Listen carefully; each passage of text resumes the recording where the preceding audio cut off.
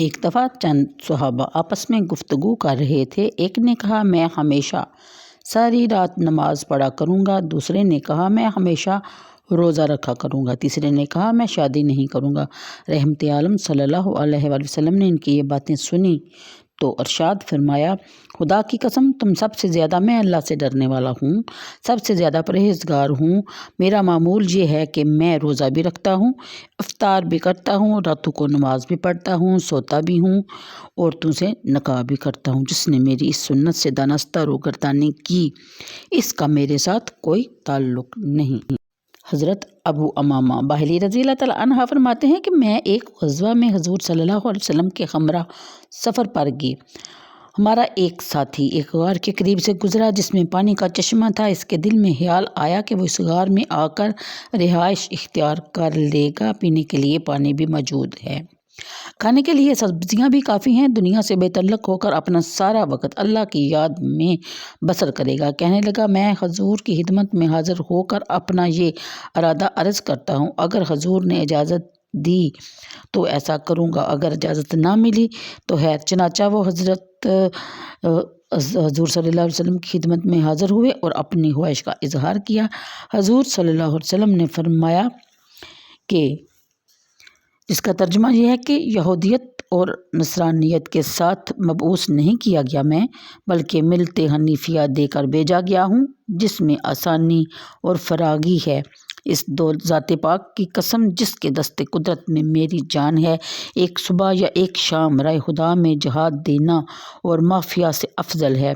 تمام امجادین کی صف اول میں کھڑا ہونا 60 سال کی نفلی نماز سے بہتر ہے۔ حضرت ان سے مروی ہے کہ نبی کریم صلی اللہ علیہ وسلم نے ارشاد فرمایا، ہر امت کے لیے رہبانیت ہے اور میری امت کے لیے رہبانیت راہ خدا میں جہاد ہے۔ نصارہ نے تو ظالموں اور جابروں سے اپنی جان اور اپنا ایمان بچانے کے لیے جنگلوں اور پہاڑوں کی راہ لی، لیکن غلامان مصطفیٰ صلی اللہ علیہ وآلہ وسلم کی اصلاح کے لیے یہ طریقہ کار روا نہیں۔ باطل کے سامنے سینہ سپر رہنا، سیف و سناں قلم و زبان سے معرکہ جہاد گرم رکھنا، اسی حالت میں جان دے دینا اسلامی رہبانیت کا کمال ہے۔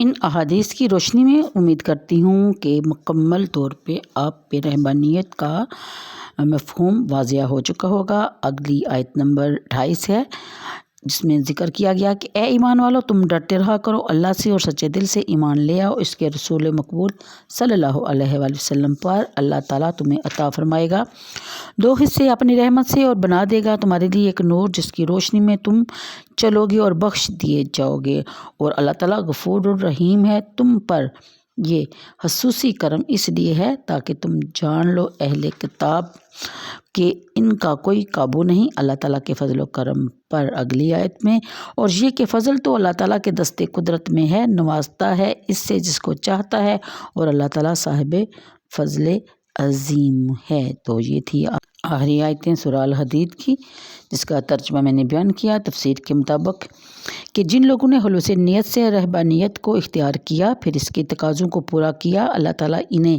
ان کے خلوص نیت اور حسن عمل کے مطابق اجر عطا فرمائے گا۔ لیکن ان میں سے اکثر لوگ ایسے تھے جنہوں نے ترک دنیا کو حصول مال اور جاہ کا ذریعہ بنایا، راہ اعتدال سے بھٹک گئے اور فسق و فجور کی غلاظتوں میں ڈوب گئے۔ اگلی آیت کے مطابق علماء تفسیر فرماتے ہیں کہ اس آیت کے دو مفہوم ہیں۔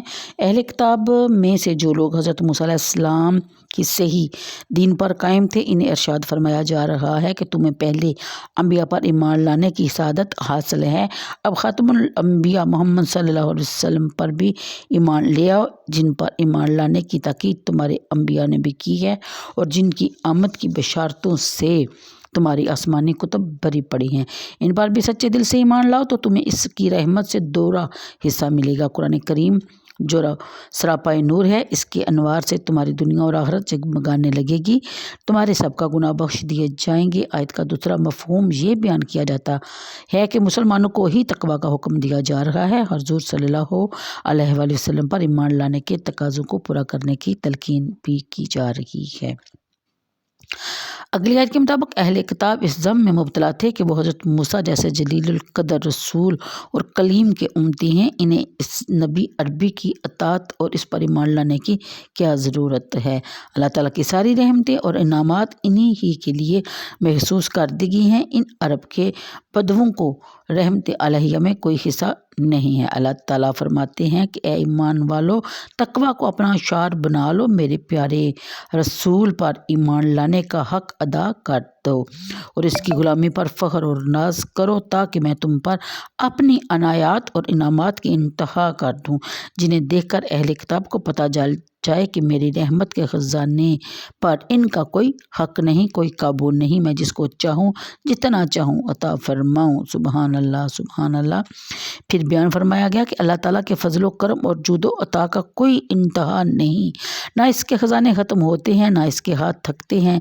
لینے والے کا حوصلہ بلند، ظرف وسیع اور دامن کشادہ ہو تو پھر اللہ تعالیٰ کی سخاوت کی انداز بھی دیدنی ہوتی ہیں۔ تو سورہ الحدید کی آخری آیتیں تھیں، جو کہ آج سورہ الحدید اللہ کے فضل سے مکمل ہو گئی۔ تو امید کرتی ہوں کہ آپ کو میری یہ کاوش پسند آئی ہوگی۔ اگر آپ بھی اسلام میں، دین میں تبلیغ یہ سمجھیں کہ اس میں اپنا تھوڑا سا بھی حصہ ڈالنا چاہتے ہیں تو میری ویڈیو کو لائک اور شیئر کر دیا کریں، بلکہ اسلامی ویڈیو پہ ٹاپک پہ جتنی بھی ویڈیو بنتی ہیں ان سب کو لائک اور شیئر کرنا اپنا فریضہ اول سمجھ لیجئے، تاکہ اس نفسہ نفسی کے دور میں ہم اپنا تھوڑا سا حصہ بھی ڈال سکیں، تاکہ وہاں جب نیکیوں کا اور بدیوں کا وزن ہو تو ہمارا نیکیوں کا پلڑا بھاری ہو۔ کوئی پتہ نہیں، کوئی چھوٹی سی نیکی جو ہماری نظر میں حقیر سی ہوتی ہے وہ ہماری نیکیوں کو پلہ ایک دم بھاری کر دیتی ہے اور ہم بخش دیے جاتے ہیں۔ ویسے تو وہ غفور ہے، رحیم ہے، کریم ہے، جب چاہے ہم سے کوئی اچھا اور نیک کام کروا لے اور ہمیں بخش دے۔ امید کرتی ہوں کہ آپ کو میری بات سمجھ آ گئی ہوگی۔ تو آج کے لیے اتنا ہی، مجھے دیجیے اجازت، دعاؤں میں یاد رکھیے گا۔ اللہ حافظ۔